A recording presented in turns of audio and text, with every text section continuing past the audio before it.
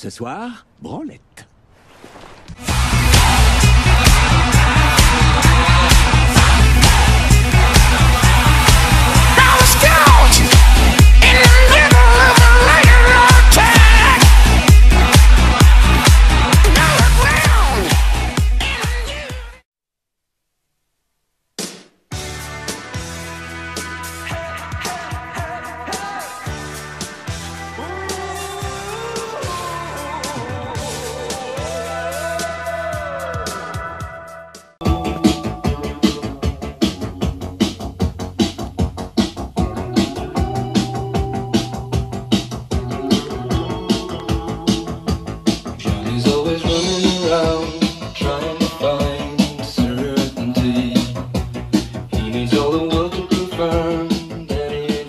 Bonjour à toutes, bonjour à tous, petite vidéo à chaque chez autre numéro 127. Donc, Blu-ray et DVD à vous présenter. Blu-ray, je vous préviens, il y a du très lourd, du très lourd. Je vais vous expliquer tout de suite pourquoi je considère que c'est du très lourd.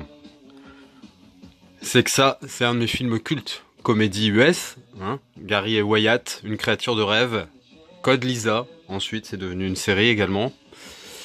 J'adore ce film. Gary et Wyatt sont deux losers.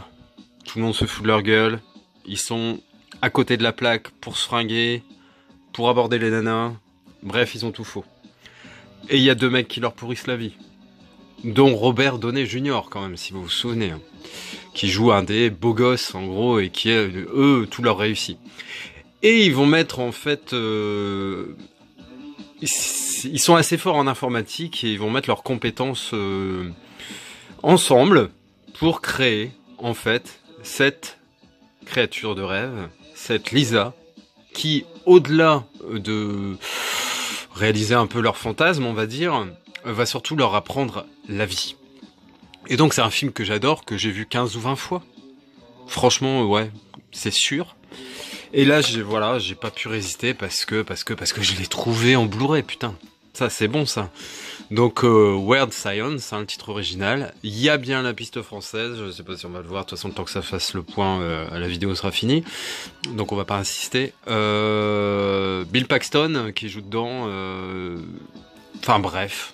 Moi, j'adore ce film. Et donc, très content de l'avoir chopé, avec en Blu-ray avec piste française parce que c'est un film que je vais redécouvrir justement. Ça me fait vraiment très plaisir. Ensuite là carrément beaucoup plus récent, c'est Three Billboards. Petite annotation, petite phrase, les panneaux de la vengeance. Donc en fait, en gros cette dame, hein, Frances McDormand, a sa fille qui va être assassinée. Et l'enquête piétine, si enquête il y a, on a l'impression que rien n'avance. Le chef de la police, c'est Woody Harrelson. Et en fait, elle va décider de mettre 3 gros panneaux à l'entrée de la ville pour signaler un peu l'incompétence du shérif et la lenteur de l'enquête. Et ça va partir complètement en cacahuète. Donc j'ai pris ce film en 4K parce que comme je vous ai expliqué, hein, les films vraiment où je les achète tout de suite... pour la différence de prix, ben ouais, je franchis le pas parce que il y a le Blu-ray et le 4K. Et puis en plus, je vous cacherai pas qu'il y a des petits trucs sur Amazon que je comprends pas toujours. Hein. Je sais pas si une règle, si c'est défini. Enfin, toujours est-il que celui-là, je l'ai eu à 20 € en fait. Et allez, 2 heures après, donc il était à 20,90 €. Donc moins les 1 € du premium, hein, vu que je suis pas pressé à une journée près. Donc je l'ai eu à 19,90 €. 2 heures après, il était revenu à 29,90 €. Donc, bah moi, franchement, il y avait plusieurs films hein, comme ça. Il y avait, attendez, c'est pas de conneries, La Forme de l'eau, je crois que j'ai pris comme ça aussi, qui est dans les 20 balles, du coup, en 4K. Et il y avait même Black Panther. Mais Black Panther, j'ai déjà commandé, j'ai préco le steelbook avec le 4K. Donc bon, je suis resté sur cet achat-là, mais il était à 20,90 € ou 21 €, le Black Panther en 4K. Donc là, très content d'avoir The Three Billboards. Pure nostalgie.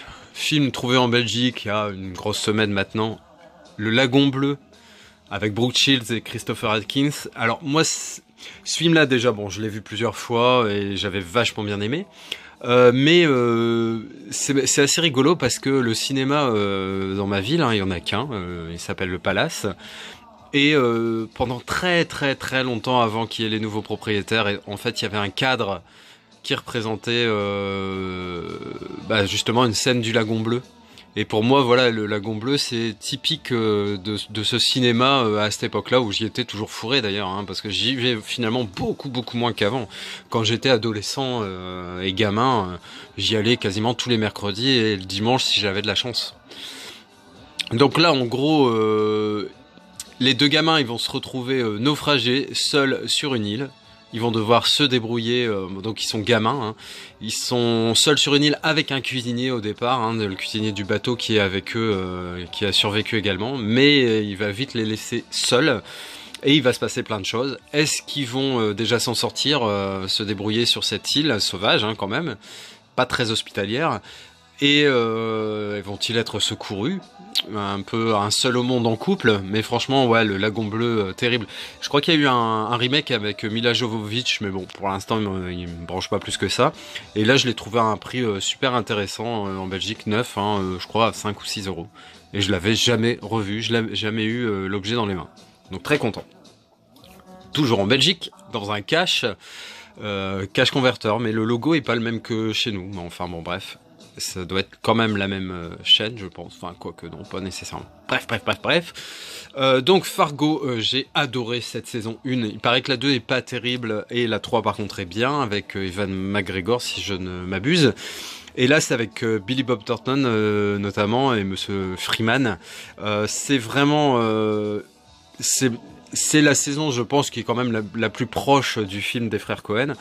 Mais moi celui-là, mais comment j'ai kiffé, je me suis enfilé les épisodes, alors je sais pas, il y en a 10 ou 11, mais en 2 jours, et j'ai dit ouais, dès que je le trouve à un prix correct, je le prendrai, et là c'était à 9 euros, il est généralement plus entre 20 et 30, donc là ouais, 9 euros en Belgique, je l'ai pris, et j'ai hâte de le voir, pareil, autrement qu'en dématérialisé, sur un bel écran, donc voilà, j'ai pas hésité. Ensuite, là, c'était trouvé à Nose, les 3 crimes de West Memphis, le titre original Devil's Note, donc avec Colin Firth, qu'on n'a pas trop l'habitude de voir dans ce rôle, de ce type de rôle, et Reese Witherspoon, pareil, pas non plus trop habitué au thriller et enquête policière, et là, c'est vraiment, ça a été une bonne surprise. En gros, il y a 3 gamins, des petits, hein, ils ont même pas une dizaine d'années, je crois, vont être retrouvés morts, pardon. On va attribuer ces 3 odieux crimes à des gamins qui vouent un culte à Satan, en gros. Et puis on va vite se rendre compte que l'enquête est bien bâclée quand même. Et c'est tiré d'une histoire vraie. Et franchement, très très intéressant. Et ça laisse voilà, on se pose des questions à la fin. Je vous en dis pas plus, mais franchement, si vous avez l'occasion de le choper dans votre nose, prenez-le. C'est vraiment sympa. Ensuite, j'ai pris ce Bad Luck, toujours à Nose. Pas spécialement pour Stallone, parce que je sais par Rémi qu'il apparaît très peu. Hein. Mais c'est que l'histoire, tout bêtement, moi j'aime bien un peu ces destins entremêlés, et puis ça a l'air vraiment de parler de ça, d'être un film de ce type collision ou genre. Donc un gangster déjanté, un prêtre alcoolique, un minable reporter, un accro de la gâchette, une femme au bord de la crise de nerfs. Tous ces personnages ballottés par les aléas de la vie sont condamnés à vivre en marge de la société. Mais l'influence d'un homme providentiel va bouleverser à jamais leur vie. Ça m'a l'air très sympa. Pareil, trouvé, je crois, à 1,99€. Pour compléter ma filmo JCVD, j'ai pris justement ce film, JCVD. Donc, je fais pas une fixette sur les Jean-Claude Van Damme. J'ai tous ceux que je voulais en priorité. Hein. Donc celui-là, il paraît qu'il est sympa. Donc, c'est pas dans le côté nostalgique les anciens JCVD. Mais ça m'a l'air très très sympa. Jean-Claude Van Damme se réfugie dans son pays natal, la Belgique. Coucou à tous les Belges qui nous regardent.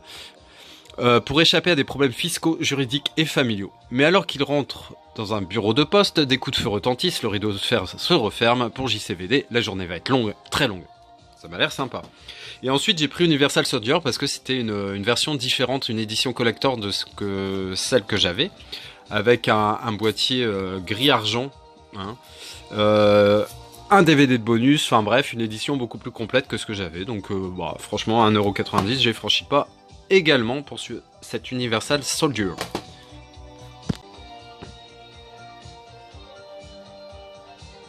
Alors ensuite, 2 films avec Simon Baker, donc Le Mentaliste. Hein. J'ai jamais été trop fan du Mentaliste, mais ces 2 films-là m'ont intéressé, au moins leur pitch, l'histoire, voilà. Donc là, c'est Sex and Death 101. Donc, la vie d'un homme tourne au véritable cauchemar le jour où il reçoit par mail la liste de toutes ses conquêtes féminines. Les événements iront en s'accélérant lorsqu'il fera la rencontre d'une femme fatale, chercheuse et destructrice des hommes coupables de crimes sexuels. Donc là, c'est avec Winona Ryder, hein, qui a un rôle un petit peu sulfureux, donc assez sympa de l'avoir dans un rôle différent. Je pense que c'est pas mal. Et un deuxième film, comme un bonheur n'arrive jamais seul, j'ai pris un deuxième film avec Simon Baker. Donc il fera tout pour sauver sa fille. Donc là, carrément un rôle beaucoup plus sérieux que le truc d'avant. Donc aux États-Unis, dans une ville près de la frontière mexicaine, Jack Bishop et sa femme mènent une vie parfaite jusqu'à ce que leur fille Toby se fasse enlever. Afin de la sauver, ils vont devoir faire face à leur sombre passé. Un thriller haletant et angoissant avec Simon Baker et Paz Vega. Ensuite, 3 petites comédies. Ça sera la fin de cette vidéo.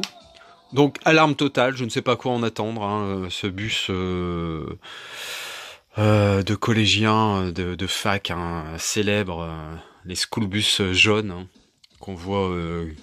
moi, j'ai quand même vachement l'image dans les Freddy, quoi, Nightmare on Elm Street, quand on voit Freddy qui conduit le bus, quoi, enfin bref. Et là, le film, en gros, c'est des gamins, enfin des étudiants complètement barrés qui font que des conneries, grand classique, hein. Ils vont être punis et on va leur demander de rédiger, je crois, voilà, une lettre au président de la République sur le thème de l'amélioration du système éducatif. Et en fait, ils vont être retenus, ils vont se rendre à Washington, mais forcément, il va se passer plein de choses. Un film pure nostalgie aussi avec la belle Sandra Bullock. Donc comédie US classique, hein, goûtez, vous en tomberez amoureux. À cette fin de siècle, tout devient possible pour les scientifiques. Diane et Paul, 2 biochimistes au physique plutôt ingrat, travaillent d'arrache-pied sur le rêve de tout célibataire. Une potion miracle, un élixir capable de rendre amoureux les personnes du sexe opposé. Et ils n'hésitent pas à se dévouer pour servir de cobaye. J'adore ce type d'histoire, franchement. Et là, je l'ai pris, alors John Cusack, j'aime bien, mais c'est surtout pour Jack Black, hein, qui a un rôle assez important dans ce film. Donc tiré du best-seller passionné de musique pop, il a 2 employés, donc Cusack, hein. Il a 2 employés loufoques, Jack Black et Dick, donc qui est Todd Luiso, à la personnalité facile. Brutalement plaqué par sa petite amie, il se voit contraint de faire un point sur les raisons des ruptures sentimentales qui ont marqué sa vie. High Fidelity vous fera passer un excellent moment dans l'univers de la musique pop et rock où tous les délires sont permis. Ça s'annonce également très bien. Voilà, j'espère que cette petite vidéo vous a plu. N'hésitez pas à la commenter, à liker ou à disliker et à vous abonner si ce n'est déjà fait. Allez, à très vite, ciao.